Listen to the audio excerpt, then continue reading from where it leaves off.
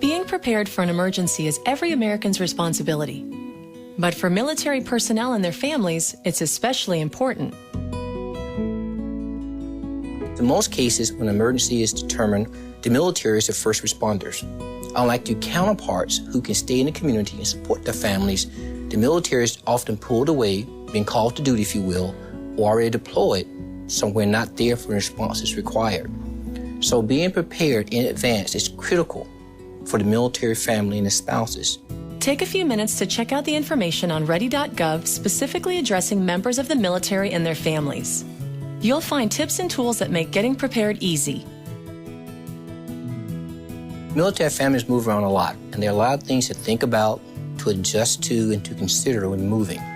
And one important thing should be at the top of that list is preparing for emergencies in case they arise.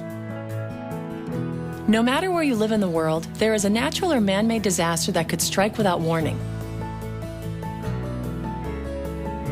Become familiar with those potential emergencies and prepare ahead of time for those specific events as much as possible.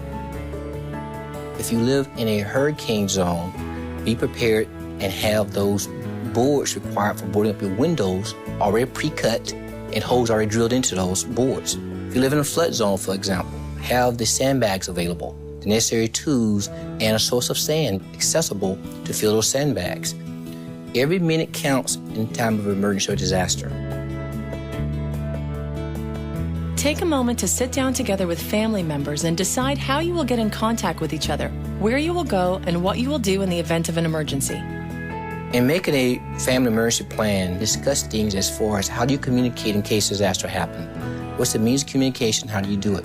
Where do we go in case of emergencies? And what do you do?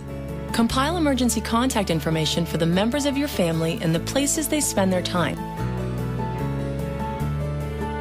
You should inquire about emergency plans and make sure emergency plan data includes things like the spouses or the service members' place of work. If you have kids, daycare centers, the schools, how do you best ensure you can have contact quickly and efficiently? Understanding the mass notification system at your duty station will help you stay informed in the event of a disaster. It may be a voice over a loudspeaker, an email or phone system, or a broadcast on television networks.